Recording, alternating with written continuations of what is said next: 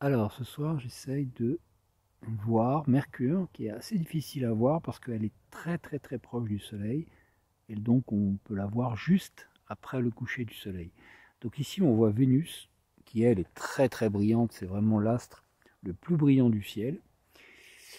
Et en descendant vers l'horizon, j'essaie de la repérer. En principe elle est en dessous, ouais, je la distingue, c'est pas facile, hein. Elle est vraiment très peu brillante. Je la vois à peine en fait. Il y a un oiseau là qui vient de passer devant.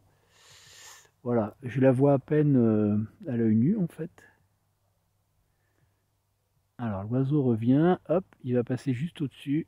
Voilà, il tourne autour de Mercure, hop, il passe devant quasiment. Voilà, donc on va voir, j'espère que ça va donner quelque chose de sympa. Voilà, Mercure. Et puis plus haut, Vénus. Et puis alors, aujourd'hui et demain, on est censé avoir un alignement des planètes. Donc logiquement, on peut voir Jupiter dans la constellation du Taureau. Et puis un petit peu plus à l'est, voilà, on peut voir à côté de Castor et Pollux les deux étoiles de la constellation des Gémeaux, Mars. Voilà, Mars,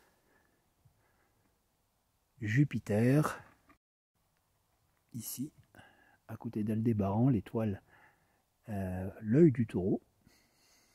Ensuite, en descendant,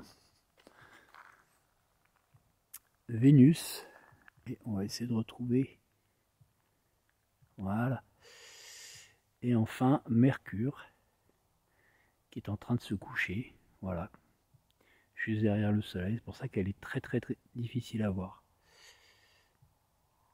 Là il doit être 20 h à peu près, donc c'est déjà un petit peu tard. Alors sinon, là, ici au-dessus de l'arbre on a la fameuse constellation d'Orion avec la ceinture d'Orion. Et puis ici, juste à côté de l'arbre, on a Sirius, l'étoile la plus brillante du ciel.